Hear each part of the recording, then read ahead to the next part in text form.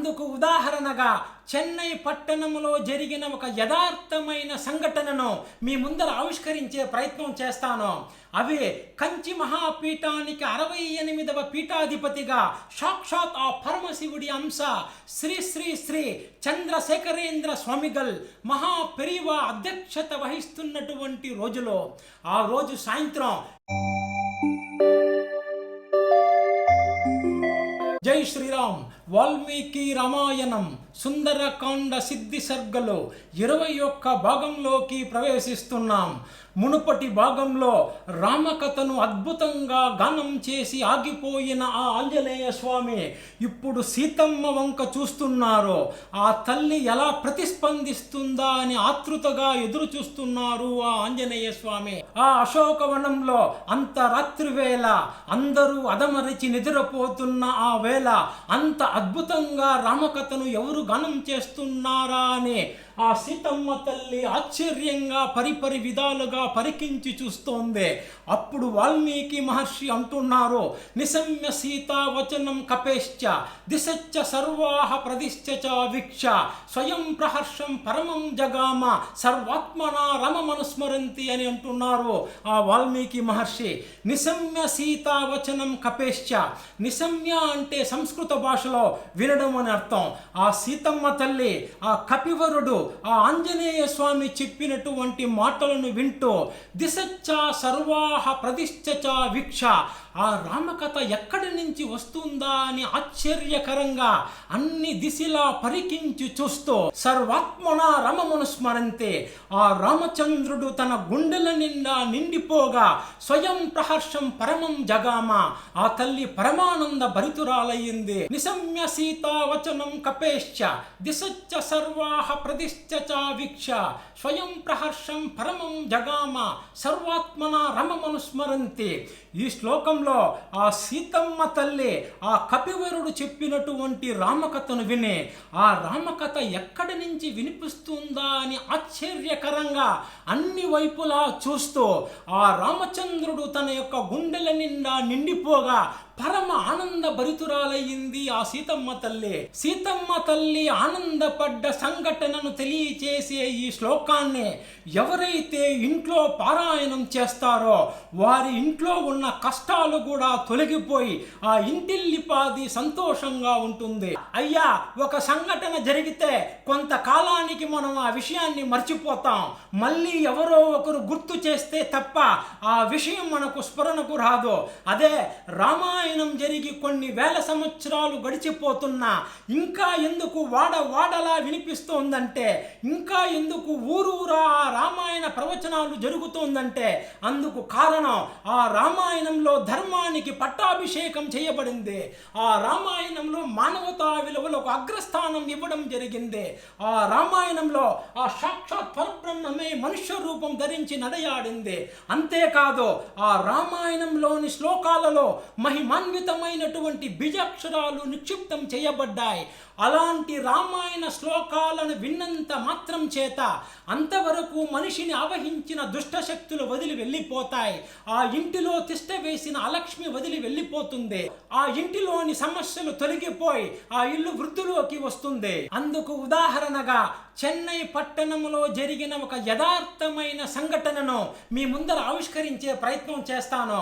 అవి కంచి మహాపీఠానికి 68వ పీఠాధిపతిగా సాక్షాత్ ఆ పరమశివుడి అంశ శ్రీ శ్రీ శ్రీ చంద్రశేఖరేంద్ర స్వామిగల్ మహాపెరివా అధ్యక్షత వహిస్తున్నటువంటి రోజులో ఆ రోజు సాయంత్రం ఎన్నో మంది భక్తులు మహాపెరివా యొక్క దర్శనం కోసం ఆశ్రమం దగ్గర వచ్చి ఉన్నారు.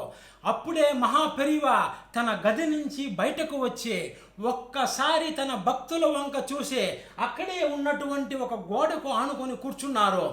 భక్తులందరూ వరుస క్రమంలో ఒకరు తర్వాత ఒకరు వచ్చి మహాపెరివాని దర్శనం చేసుకొని ముందుకు కదులుతూ ఉన్నారు. ఆ వరుసలో ఒక మధ్య వయస్కుడైనటువంటి ఒక వ్యక్తి ఒకరు ఒక పిల్లవాడి చేతిని గట్టిగా పట్టుకొని నిలబడి ఉన్నారు. పాపం ఆ వ్యక్తి కళ్ళ నిండా నీళ్లు కారుతోంది. ఏదో బాధ ఆ వ్యక్తిని ఆవహించి ఉంది. ఆ పిల్లవాడు మాత్రం ఏ చలనం లేకుండా అలా నిర్మలంగా నిలబడి ఉన్నారు. వాళ్ళు అలా నడుచుకుంటూ ముందుకు వస్తున్నారు. మహాపెరివా ముందుకు రాగానే ఆ వ్యక్తి తన పిల్లవాడితో సహా సాష్టాంగం చేసి 2 చేతులు జోడించి మహాపెరివా ముందు వలవలాని ఏడ్చేశారు. అప్పుడు మహాపెరివా ఆ వ్యక్తి వంక చూసి, ఏమప్పా, నువ్వు మైలాపూర్ ఆడిటర్ శంకర్ నారాయణ కదూ, ఎందుకు అలా ఏడుస్తున్నావు, ఏమప్పా నీ కష్టం అని అడిగారు. అంతే ఆ వ్యక్తి మరింత బిగ్గరగా ఏడుస్తూ, మహాపెరివా, భరింపరాని కష్టం వచ్చింది, మీరే మాకు దిక్కు, మిమ్మల్నే నమ్ముకొని బ్రతుకుతున్నాం పెరివా, కాపాడండి అని మరింతగా ఏడుస్తూ సాష్టాంగం చేశారు. అప్పుడు మహాపెరివా ఆ వ్యక్తి వంక చూస్తూ, బాధపడకో, నువ్వు వెళ్ళి అక్కడ కొద్దిసేపు కూర్చో, వీళ్ళందరినీ పంపించిన తర్వాత నేను పిలుస్తాను అని చెప్పారు. సరే అని చెప్పి ఆ వ్యక్తి తన పిల్లవాడితో సహా అక్కడకు వెళ్ళి దూరంగా వెళ్ళి కూర్చున్నారు. కొద్దిసేపటికి భక్తులందరూ మహాపెరివా దర్శనం చేసుకొని వెళ్ళిపోయారు. ఇప్పుడు స్వామివారితో పాటు కేవలం 2 సేవకులు మాత్రమే ఉన్నారు. అప్పుడు మహాపెరివా వ్యక్తి వంక చూసి రమ్మన్నట్లు సైగ చేశారు. వెంటనే ఆ వ్యక్తి తన పిల్లవాడితో సహా వచ్చి సాష్టాంగం చేసి 2 చేతులు జోడించి నిలబడ్డారు. అప్పుడు మహాపెరివా ఆ వ్యక్తి వంక ఆప్యాయంగా చూస్తూ, శంకర, ఇప్పుడు చెప్పు, నీ ప్రాక్టీసు బాగా జరుగుతోంది కదా, సరేలే, నువ్వు పేరు మోసిన ఆడిటర్వి, నీ ప్రాక్టీసు గురించి అడగవలసిన పని లేదు. మీ నాన్నగారు పంచప్పకేశ అయ్యర్ తంజావూరులో ఉంటారు కదా, ఆయన బాగున్నారా, ఆయన ఆరోగ్యంగా ఉన్నారా అని ఎంతో ఆప్యాయంగా అడిగారు. అప్పుడు ఆ వ్యక్తి కన్నీళ్లు తొడుచుకుంటూ, మహాపెరివా, మీ యొక్క అనుగ్రహంతో నా ప్రాక్టీసు బాగా జరుగుతోంది. మా తల్లిదండ్రులు ముంబాయిలో ఉన్న నా తమ్ముడి దగ్గరికి వెళ్ళారు, 2 మాసాలయ్యింది, ఇప్పుడు నాకే సమస్య వచ్చింది అని చెప్పి ఆ పిల్లవాడిని పట్టుకొని గట్టిగా ఏడ్చేశారు. అప్పుడు మహాపెరివా ఈ పిల్లవాడి విషయంలోనే ఏదో జరుగుంటుందని తెలుసుకొని, శంకర, అలా ఎడవకు, మగవారు అలా ఎడవకూడదు, సరే, ఎవరు ఈ పిల్లవాడు, నీ కుమారుడా అని ఎంతో ఆప్యాయంగా అడిగారు మహాపెరివా. అవును పెరివా, నా కుమారుడే, పేరు చంద్రమౌళి, ఇతని కోసమే నా బాధ అంటూ దుఃఖం ముంచుకొస్తుండగా ఏమీ మాట్లాడలేకపోయాడు ఆ వ్యక్తి. అప్పుడు మహాపెరివా, శంకర, కంగారు పడకుండా చెప్పు, ఏమి జరిగింది, ఈ పిల్లవాడు స్కూలుకు వెళ్తున్నాడా అని అడిగారు. అప్పుడు ఆ వ్యక్తి కళ్ళ నీళ్లు తుడుచుకుంటూ కొద్దిగా స్థిమితపడి, మహాపెరివా, నా కుమారుడు చంద్రమౌళి మైలాపూర్ పిఎస్ పబ్లిక్ స్కూల్లో 7వ తరగతి చదువుతున్నాడు. ఎప్పుడు చదువుల్లో ఆట పోటీల్లో ముందు శ్రేణిలో ఉండే అతను ఏమైందో ఏమో 20 రోజుల క్రితం హఠాత్తుగా మాట పడిపోయింది, మాట్లాడలేకపోతున్నట్లు సైకిల్ ద్వారా చెబుతున్నాడు, సమయానికైతే భోంచేస్తున్నాడు కానీ మాట్లాడలేకపోతున్నాడు పెరివా. తన తోటి పిల్లలంతా చక్కగా చదువుకుంటుంటే తను మాత్రం బాధతో మాట్లాడలేకపోతున్నాడు పెరివా, మీరే దయచేసి కాపాడాలి అని 2 చేతులు జోడించి నమస్కరించాడు ఆ వ్యక్తి. అప్పుడు మహాపెరివా ఆ పిల్లవాడి వంక ఒక 2 క్షణాలు చూసి కొద్దిసేపు మౌనంగా కళ్ళు మూసుకున్నారు.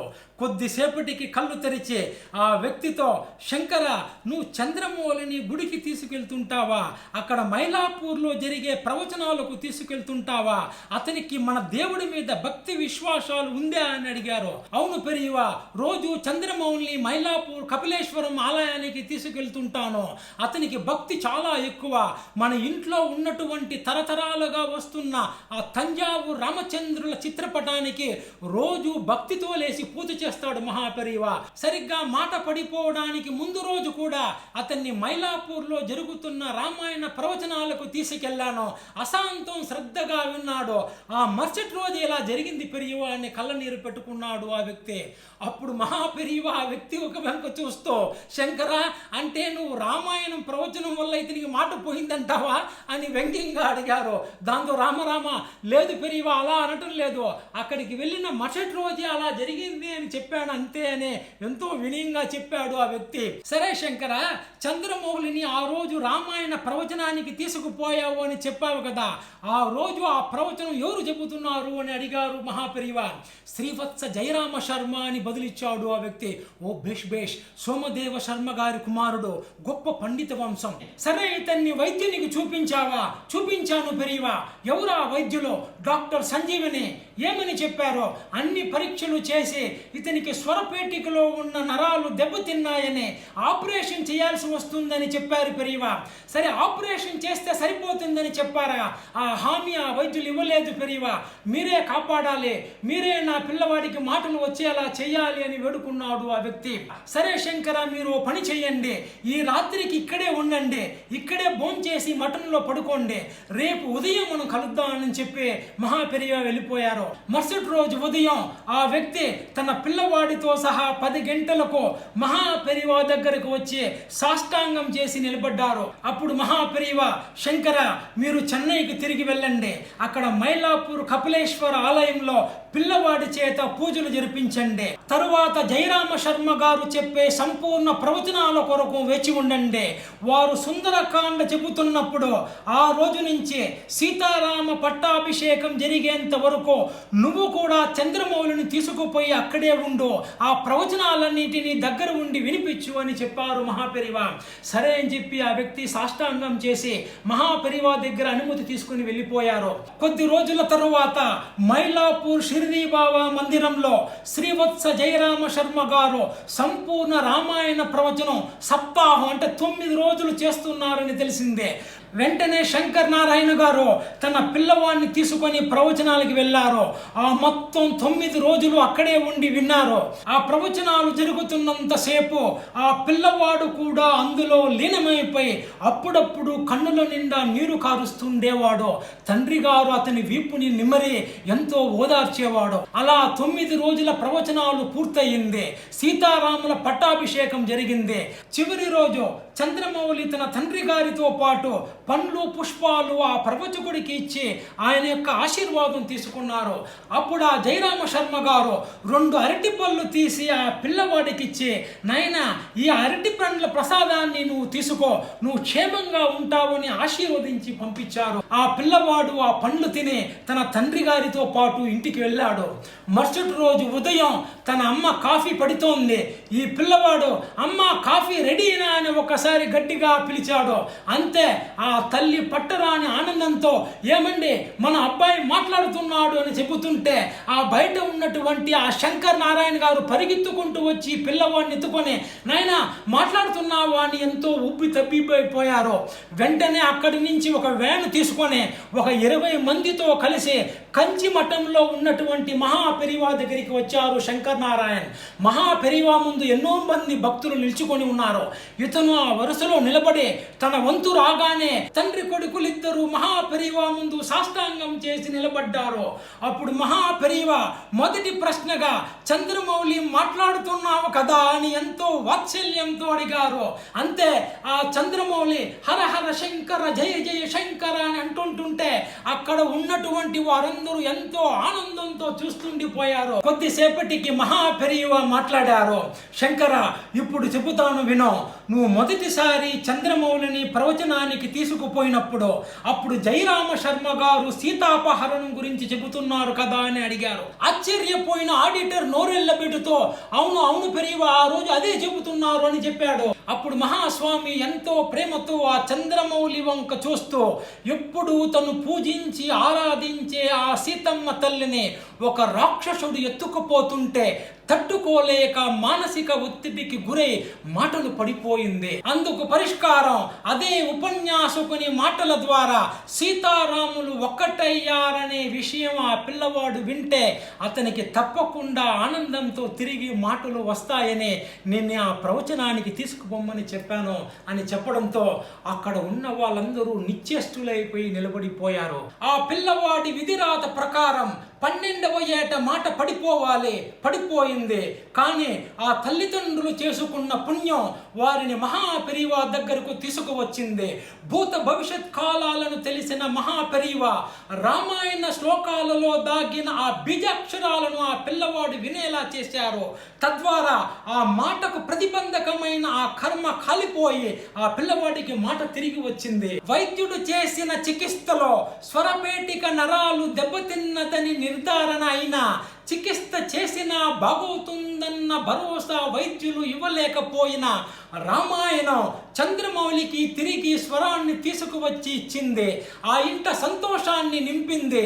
అదే రామాయణ మహిమ. అలా వాల్మీకి రామాయణ పారాయణం ఇంట్లో ఉన్న సమస్యలను తొలగించి ఆనందాన్ని నింపుతుంది. సీతమ్మ తల్లి కష్టాలు తొలగడానికి నాందీభూతమై ఆ సీతమ్మ తల్లిని సంతోషపెట్టిన ఈ శ్లోకం సుందరకాండ సిద్ధి శ్లోకాలలో ఒకటిగా మన పెద్దలు చెబుతారు. అట్టి మహత్తరమైన శ్లోకాన్ని మరొక్క మారు మననం చేసుకుంటూ నిశమ్య సీతావచనం కపేశ్చ దిశచ్చ సర్వాహ ప్రతిష్ఠ చ వీక్ష స్వయం ప్రహర్షం పరమం జగామ సర్వాత్మన రమమనుస్మరంతే. రోజు రామాయణంలో ఒక్క పేజీ అయినా చదువుదాం, జీవితాన్ని సుసంపన్నం చేసుకుందాం. మరొక్క రోజు మరొక్క మహత్తరమైన శ్లోకంతో కలుసుకుందాం. నమస్తే.